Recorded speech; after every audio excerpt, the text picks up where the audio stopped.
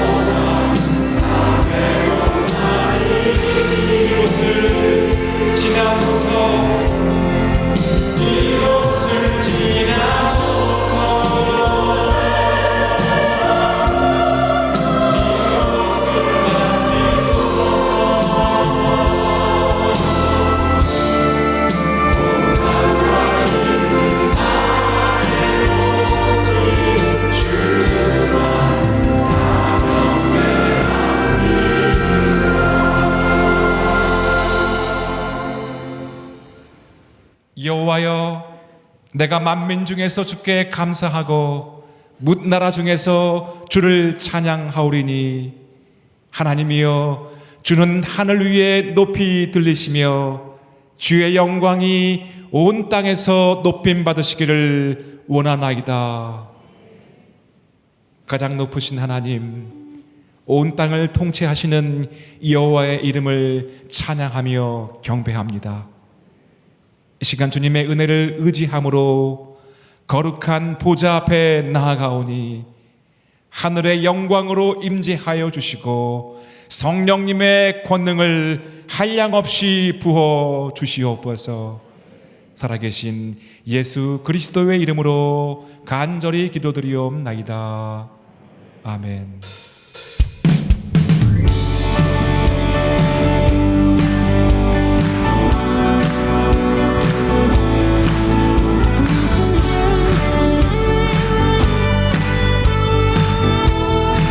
주와 같이 길 가는 것, 주가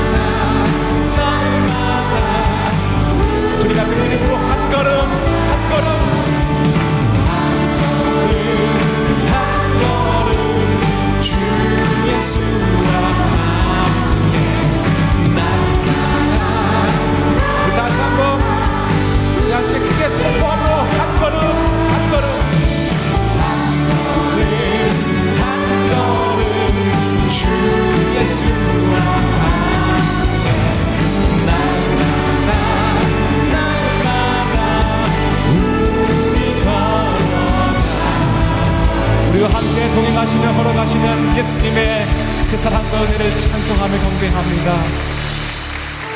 자리에 앉아서 갈급한 마음으로 더욱 주님을 찬양하며 나아가도록 하시겠습니다.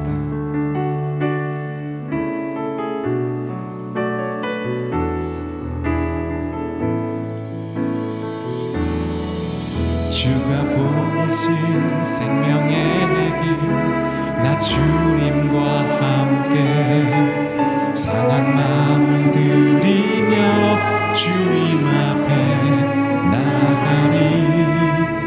나의 의로움이 되신 주 그 이름 예수, 나의 길이 되신 이 이름 예수. 나의 길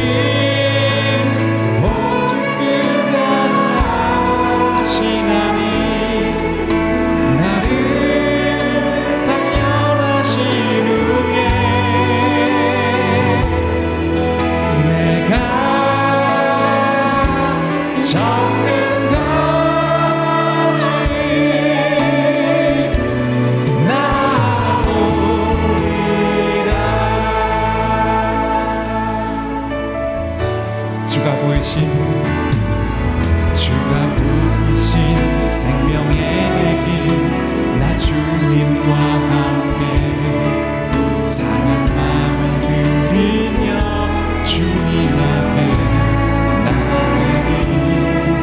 나의 의로움이 되신 주 그 이름 예수, 나의 길이 되신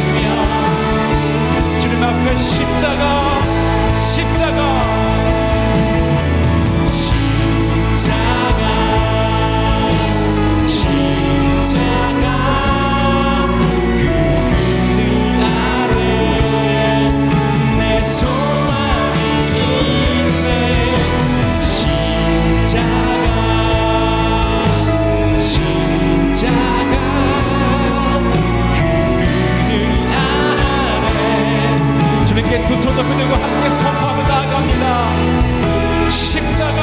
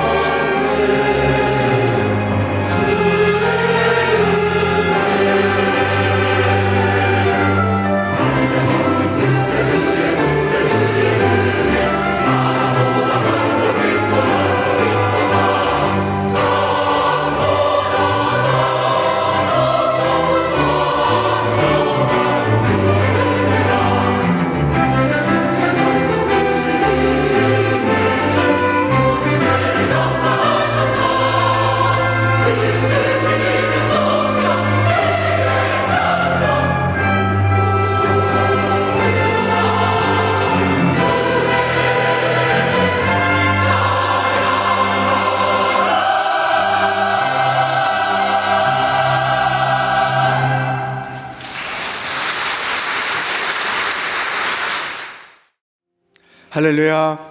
주일 3부 예배에 참여하신 여러분 모두를 환영합니다. 우리 살아계신 하나님 앞에 큰 박수로 영광을 올려드리겠습니다. 아멘. 성령께서 주시는 예배의 기쁨이 여러분 안에 충만하길 바랍니다. 옆에 사람을 축복하며 인사하겠습니다. 세상의 소금과 빛으로 사십시오. 아멘. 우리 손을 펼쳐서 서로 축복하며 교제 찬양을 드리겠습니다. 성도의 모습 속에 보이는 성도의 모습 속에 보이는 하나님 형상 아름다워라. 존귀한 주의 자녀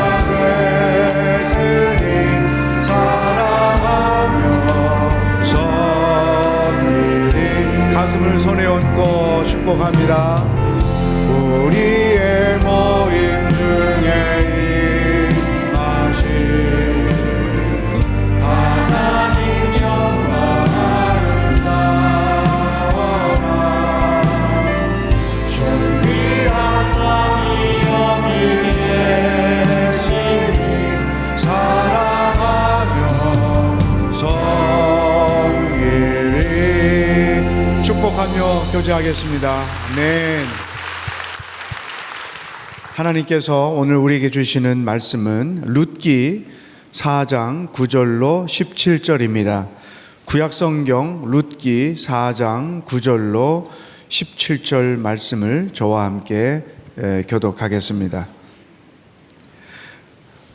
그러자 보아스는 장로들과 모든 사람들에게 선언했습니다. 내가 엘리멜렉과 기럨과 말론의 모든 재산을 나오미에게 산 것에 대해 여러분이 오늘 증인입니다. 내가 또한 말론의 아내인 모압 여자 룻을 내 아내로 사서 그 죽은 사람의 이름으로 유산을 이어갈 것입니다. 그리하여 그 이름이 그 형제 가운데서나 그의 성문에서도 없어지지 않게 할 것입니다. 오늘 여러분이 그 증인입니다. 그러자 장로들과 성문에 있던 사람들이 다 말했습니다.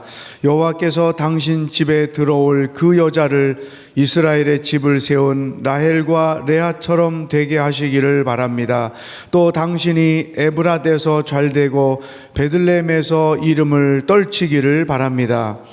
여호와께서 그 젊은 여자와 당신에게 주실 그 씨를 통해 당신의 집안이 다말이 유다에게서 낳은 베레스의 집안처럼 되기를 바랍니다.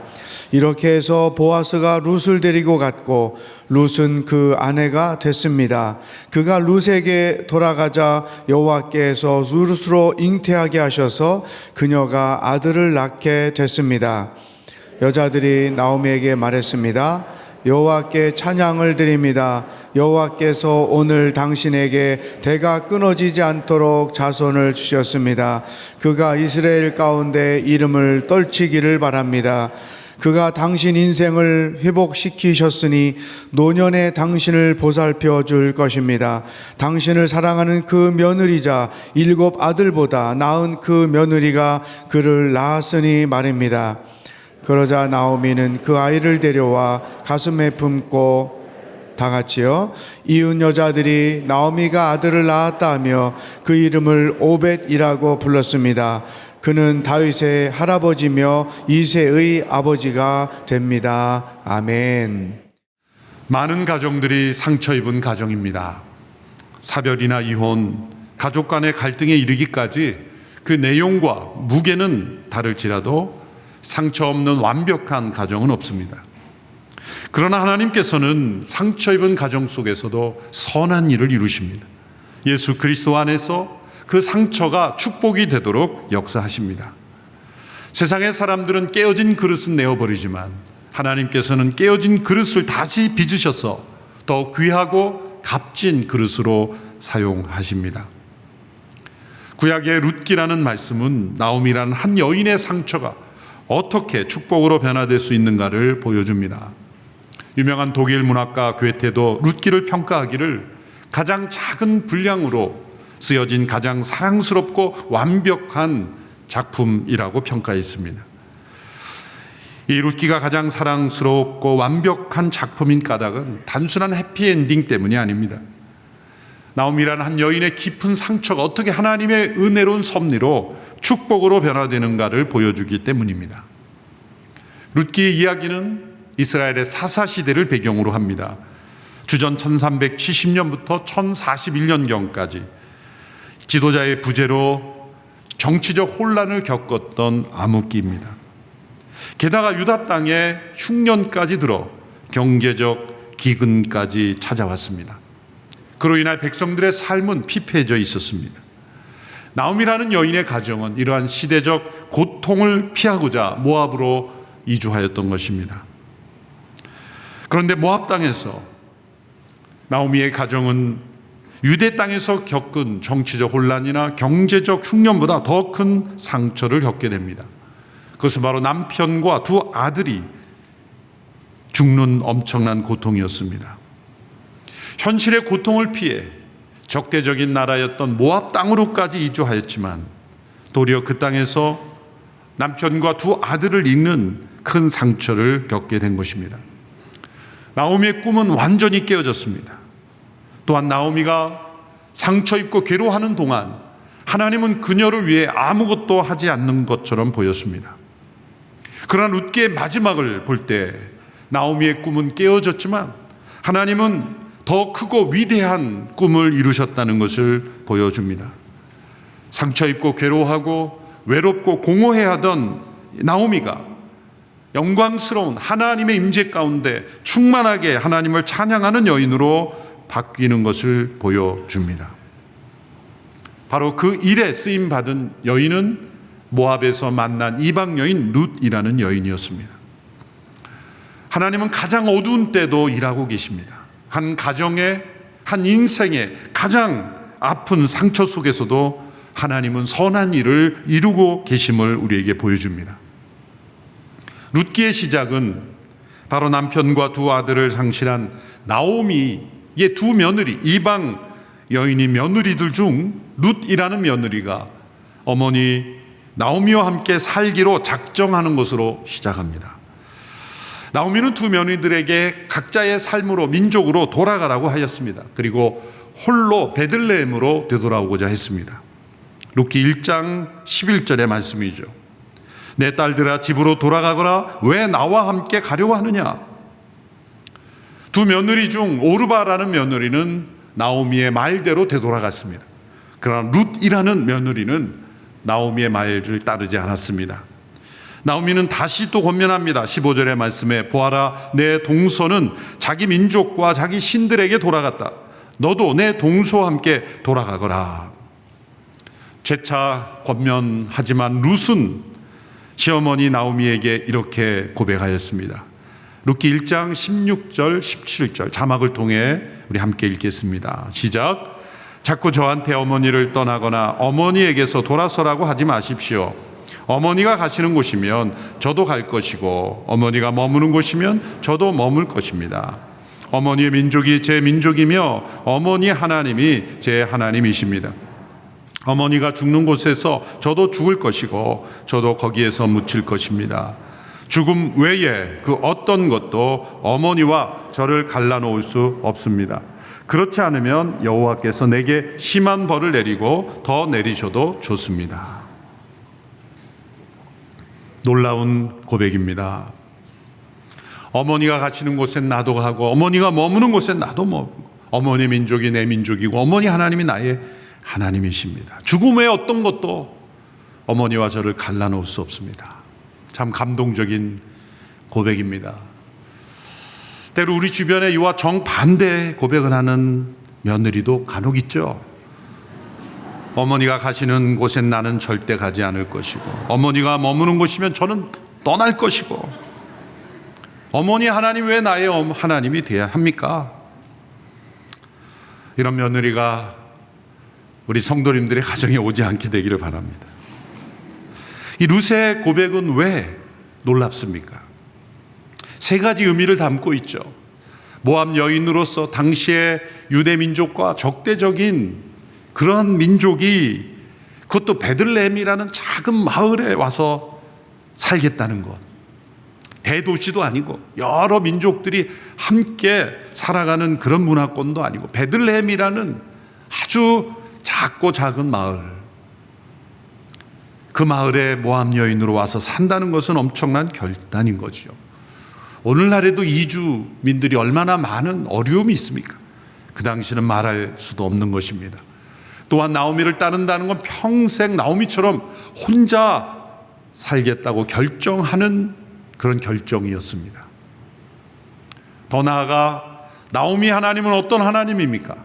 나오미를 축복하시기보다 나오미에게서 남편과 두 아들을 데려가신 그 하나님, 나오미의 고백대로 하면 나오미를 괴롭게 하시는 하나님, 그 하나님을 나의 하나님으로 고백하게 하겠다는 것, 그 고백은 매우 놀라운 고백입니다.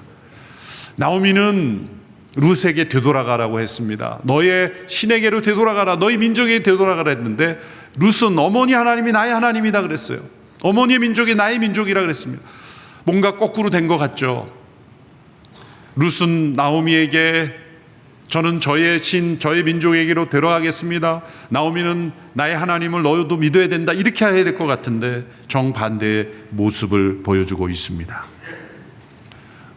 이 시점만 해도 나오미는 룻이 자신을 따르는 것이 자신에게 어떠한 축복의 통로가 될 것이라는 걸 알지 못했습니다. 그래서 되돌아가라고 재차 말하고 있는 거죠.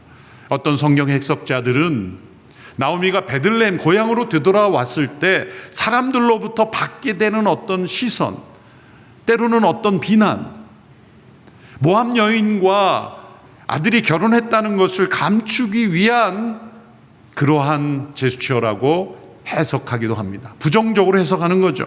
일면 일리가 있는 해석입니다. 어쩌면 나오미는 이 룻이 자기와 함께 되돌아가면 그 아픈 상처가 계속 되살아날 것이라고 생각했을지도 몰라요. 깨끗하게 헤어지는 것이 자신도 새 출발하고 그녀도 새 출발할 수 있는 그러한 좋은 길이라고 생각했을 수도 있습니다. 그래서 둘 다 데려려 보내려고 했던 거예요. 그런데 이 룻이 이런 고백을 하면서 따라오니 어쩔 수 없이 받았을 수 있습니다. 자신의 상처를 계속 기억하게 하는 이 룻이 자신과 함께하는 그 발걸음을 통해 하나님께서 어떤 일을 행하시는지 이 시점에서 나오미는 알지 못했던 것입니다. 더군다나 이방인에 대한 이 배척감이 많았던 그 유대 민족에게는 더욱 그것이 장벽이 되었던 것이죠. 하나님께서는 이방인들과의 결혼 자체를 금하신 적이 없어요. 우상 숭배 때문에 금하신 것이죠. 모세의 아내도 유대 민족이 아니었죠. 그리고 라합, 여러 사람들이 출애굽 당시에도 여러 민족이 함께 출애굽했어요. 성경에 부각되지 않았지만 출애굽 공동체는 이스라엘 민족만 쏙 빠져나온 게 아닙니다. 그 약속을 믿었던 이스라엘 민족의 주변에 이방인들도 함께 따라 나왔어요. 처음부터 이스라엘 공동체는 다민족 공동체였던 거예요. 그래서 모세 안에도 이방인이었던 거예요. 이방 민족이에요.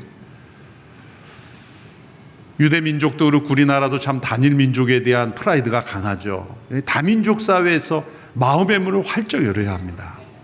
심지어 해외에 사시는 분들도 자녀가 다른 나라 사람과 결혼하면 왠지 모르게 마음의 장벽이 생기는 것, 그 내려놓아야 합니다. 제가 미주에도 목회할 때 어느 성도님 가정에 신방했는데 성도님이 자녀들 불러놓고 아들에게 그런 얘기를 하더라고요. 너는 꼭 한국 여성이랑 해야 된다. 다민족 사회가 되는데도 그런 마음을 가지고 계시더라고요. 자녀가 힘들어하면서 그렇게 얘기하다. 아버지, 그거보다 더 중요한 게 있대요. 여자랑 결혼해야 된대. 너무 진지하게. 그래서 저는 이게 무슨 말인가 했는데 미국이 그런 사회가 되어버렸게. 아버지에게 한 말 한 거죠. 아버지, 여자면 됐습니다. 그 말이 맞는 거죠.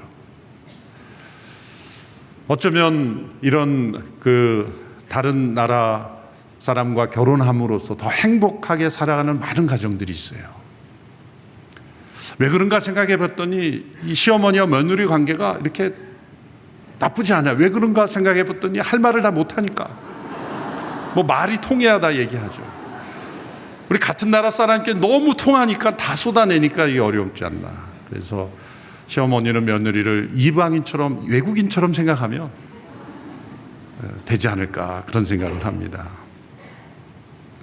나오미가 룻이 자신을 따르게 된 것이 어쩌면 자신의 인생에 지우고 싶은 상처를 떠올리게 하는 사람이기 때문에 되돌려 보내고 싶었지만, 하나님은 그 이방 여인 룻을 따라오게 함으로써 새로운 섭리를 이끌어 가셨다는 거죠. 그러므로 여기서 배울 수 있는 교훈은 무엇입니까? 나의 상처를 내 생각과 내 방법대로 해결하기보다 하나님의 방법과 하나님이 이끄시는 섭리에 맡길 때, 가장 중요한 것은 예수 그리스도의 십자가 앞에 가지고 나갈 때 놀랍게도 나의 상처가 도리어 축복이 되는 통로가 될 수 있다는 것을 하나님께서 알려주시는 것입니다. 룻은 자신의 결단대로 변함없이 나오미를 섬깁니다. 시어머니를 섬기기 위해 이삭을 줍습니다. 당시에 가장 가난한 사람들이 행하는 일을 한 것이죠. 시어머니 나오미가 시킨 것이 아니라 자발적으로 이삭을 줍기 시작했습니다. 하루하루 이 추수기간 동안 생계를 유지하기 위해 이삭을 주었습니다. 어느 날 일꾼들을 따라 나선 그 밭이 보아스라는 사람의 밭이 됩니다. 마침 그 땅의 주인인 보아스도 그 일하는 일꾼들의 모습을 보려고 그 농장을 방문하여 우연한 만남이 이루어지게 되었습니다. 그러나 그것은 우연이 아니었습니다. 하나님의 놀라운 섭리였습니다. 보아스는 이 일하고 있는 젊은 여성 룻이 바로 베들레헴에 얼마 전 나오미와 함께 찾아온 여인이라는 것을 소문에 듣고 있었습니다. 그리고 그녀가 성실하게 시어머니를 섬기는 모습을 보고 마음에 긍휼히 여기는 마음을 가지게 되었습니다. 그리고 룻을 배려하기 위해서 일꾼들에게 이삭을 좀 많이 떨어뜨려 주고 배려해 주라. 그리고 식탁도 마련해서 특별한 음식도 제공했습니다. 룻은 집에 돌아가 나오미에게 오늘 일했던 그 밭의 주인인 보아스와의 만남을 이야기합니다. 나오미는 그 사람의 이름을 듣고 하나님의 은혜의 이 빗줄기를 발견하게 됩니다. 자신의 인생에 완전히 말라버린 것 같은 하나님의 은혜의 물줄기가 여전히 흐르고 있다는 것을 발견하게 됩니다. 왜냐하면 이 보아스는 죽은 남편 엘리멜렉의 기업을 이어줄 수 있는 친척이었기 때문입니다. 룻기의 중요한 이 역사적 배경이 되는, 사회 배경이 되는 제도는 히브리어로 고엘이라는 제도입니다. 그것은 한 남성이 죽게 되었을 때 그 미망인과 자녀들의 후손의 기업이 이어질 수 있도록 가까운 친척이 결혼을 통해 그 기업을 회복시켜주는 제도입니다. 강제법은 아니고 의무, 도덕적인 의무로서의 법입니다. 당시 여성들은 여인의 이름으로 이 자산을 소유할 수가 없었어요. 그래서 항상 남성의 이름으로만 소유할 수 있었기에 바로 이런 제도가 필요했죠. 또 이스라엘은 각 지파 간에 나누어진 땅을 서로 섞을 수가 없었습니다. 50년 희년이 되면은 원래의 소유주가 다 찾아올 수 있는 권리가 있었어요. 다시 찾아오려면 값을 지불해야죠. 그러나 그 능력이 안 되면 누군가 그 값을 지불해 줘야 되죠. 가족이나 가까운 친척들이 그 값을 지불해 줘야 하는 것입니다. 그렇다면 이 나오미가 살아갈 수 있는, 이 경제 기반이 될 수 있는 엘리멜렉의 이름으로 찾아올 수 있는 것을 누군가 그것을 되찾아줘야 합니다. 그것은 희생이 따르는 거죠. 헌신이 따르는 거죠.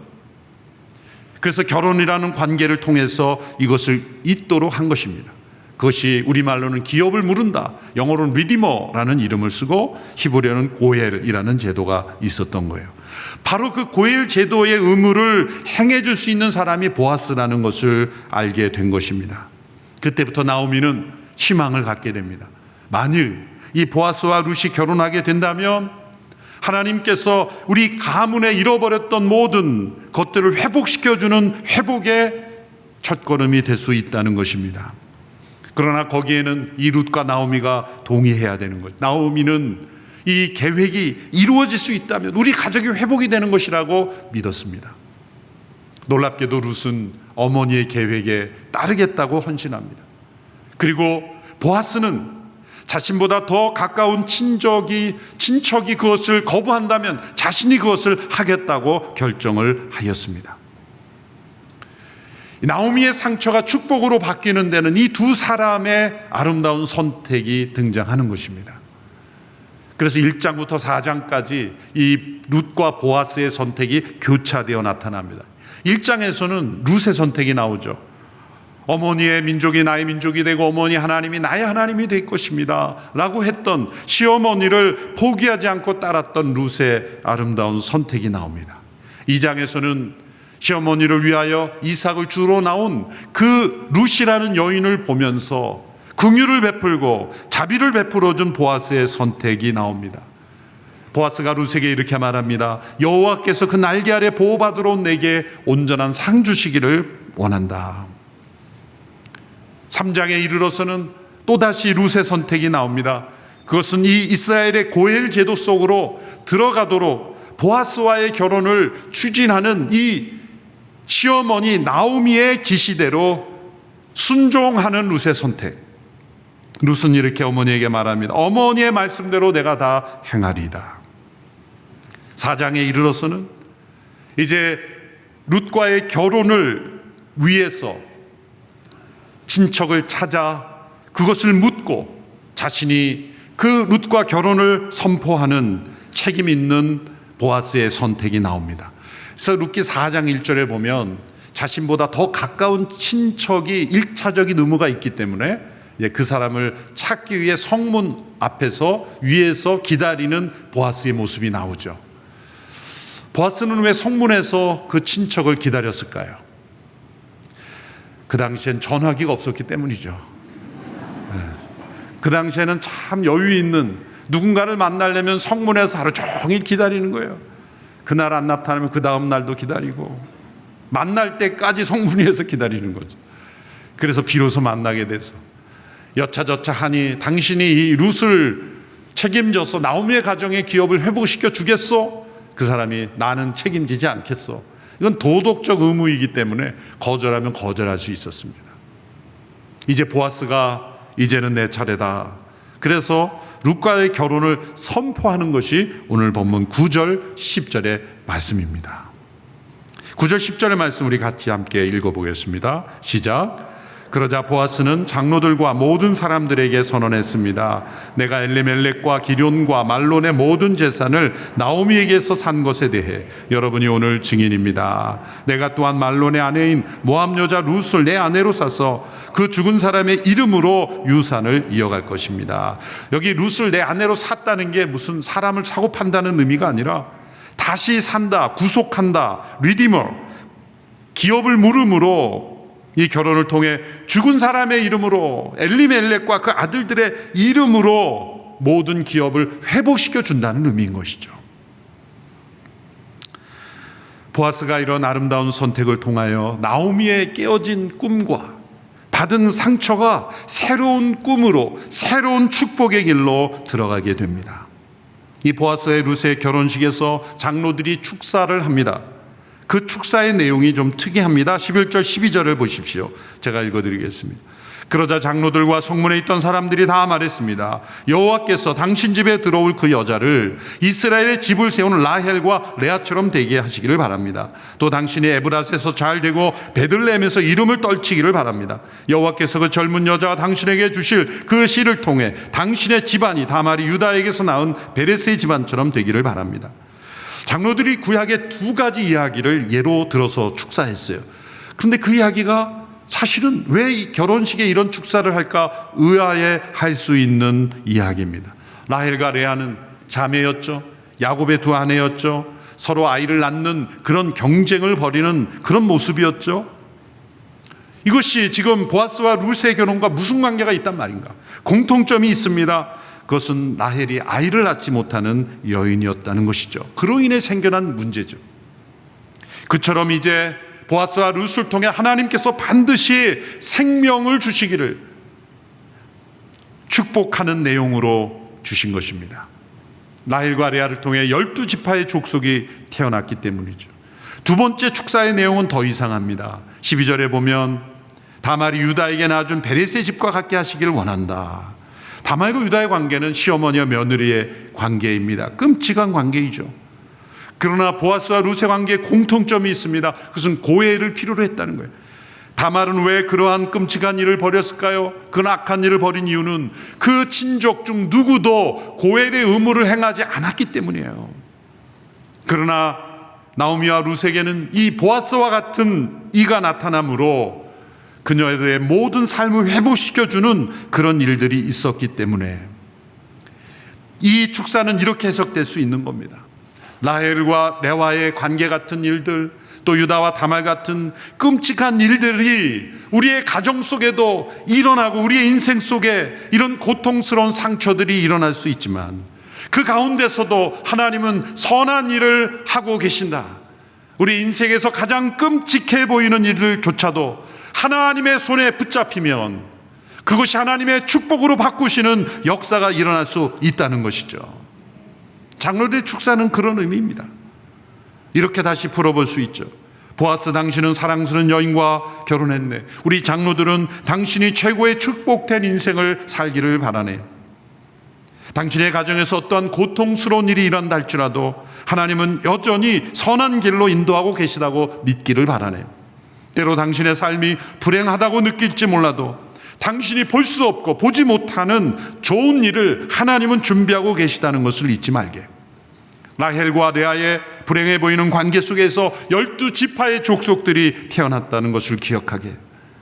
때로는 온통 삶이 뒤죽박죽되며 끔찍하게 여겨지는 유다와 다말과의 관계처럼 그런 일들이 때로 이 세상 속에는 일어나지만 하나님은 이 모든 것을 뛰어넘어 선한 역사를 이루고 가심을 믿기를 바라네. 하나님의 목적은 우리의 삶이 고통이 아무것도 없고 상처도 없는 쉬운 인생을 만드시는 것이 아니라 때로 상처와 고통을 겪더라도 우리의 삶이 더 하나님께 가까이 나가게 하는 하나님이시기 때문이라네요.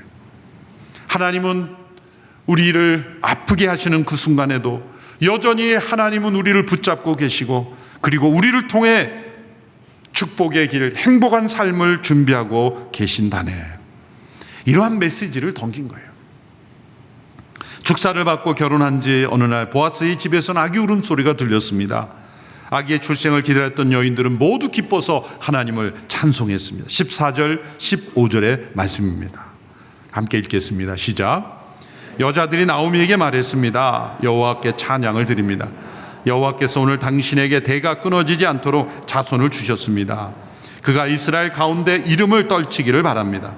그가 당신 인생을 회복시키셨으니 노년에 당신을 보살펴 줄 것입니다. 당신을 사랑하는 며느리이자 7 아들보다 나은 그 며느리가 그를 낳았으니 말입니다. 이 여인들은 나오미가 돌아왔을 때 이는 나오미가 아니냐 뒤에서 수군수군 하던 여인들이었습니다. 이 여인들이 하나님을 찬양하고 있습니다. 룻기 마지막에 기록된 족보는 바로 나오미의 상처가 어떤 축복으로 변화됐는가를 보여주는 족보입니다. 이 보아스와 룻을 통해 오벳이 태어나고 오벳이 이새를 낳고 이새가 다윗을 낳게 됩니다.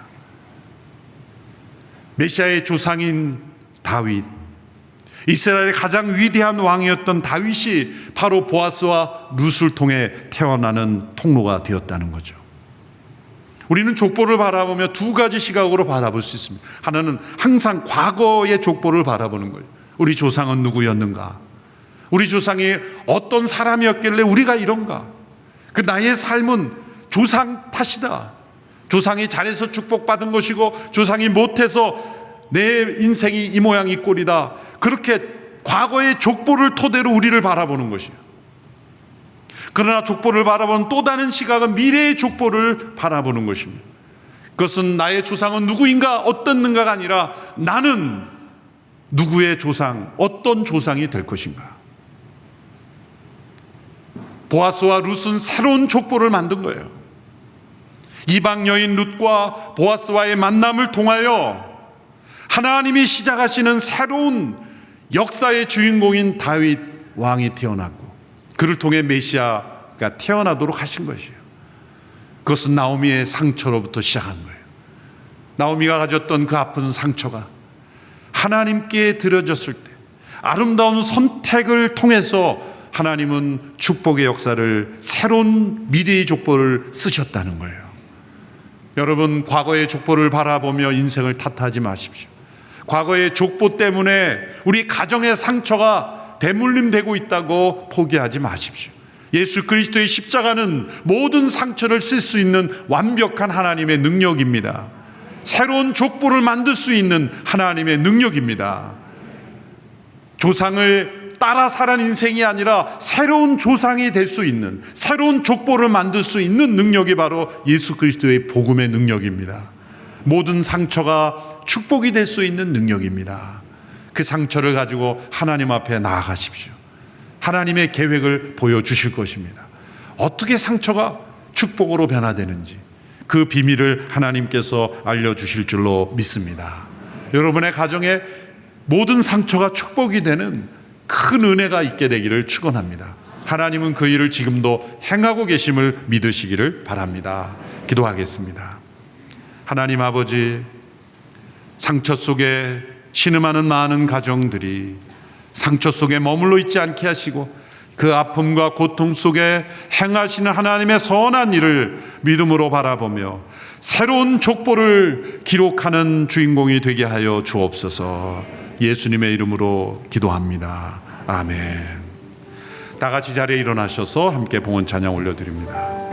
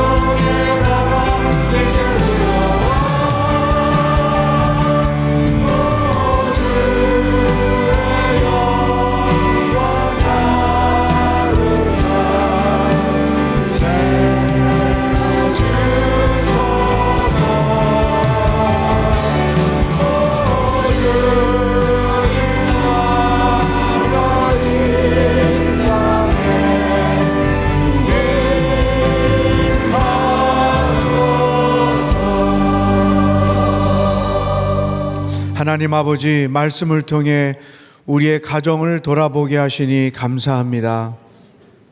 더 이상 상처를 품은 채 살지 말게 하시고 회복의 단계로 나아가도록 인도하여 주시옵소서. 상처가 치유되고 축복이 되는 역사가 모든 가정 가운데 일어나게 하여 주시옵소서. 오늘도 귀한 예물을 주님 앞에 봉헌합니다. 하나님의 영광을 위하여 아름답게 쓰여지게 하시고 드린 손길마다 더 큰 은혜가 넘치도록 인도하여 주시옵소서. 우리의 가정의 주인이 되시는 예수 그리스도의 은혜와 하나님 아버지의 놀라운 사랑과 성령의 교통하심이 상처가 변하여 축복이 되기를 소망하며 십자가를 바라보며 담대히 나가는 모든 예배자들과 그 가정 위에 복음을 들고 애쓰며 수고하시는 선교사님들과 평화를 갈구하고 있는 우크라 땅의 모든 백성들 위에 하나님의 구원을 고대하고 있는 북한 땅의 백성들 위에 영원히 함께 하시길 축원하옵나이다. 아멘.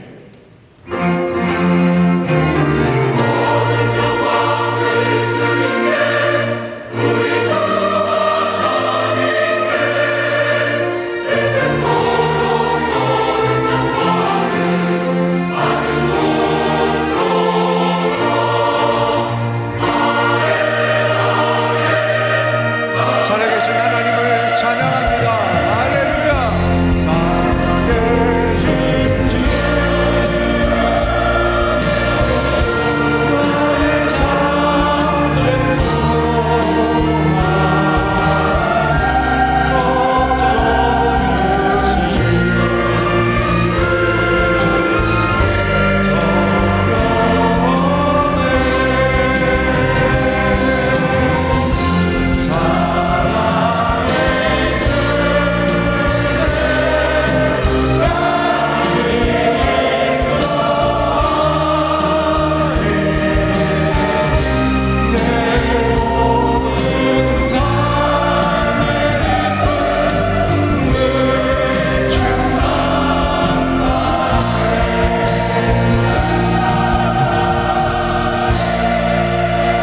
살아계신 주 영광의 박수를 올려 드리겠습니다.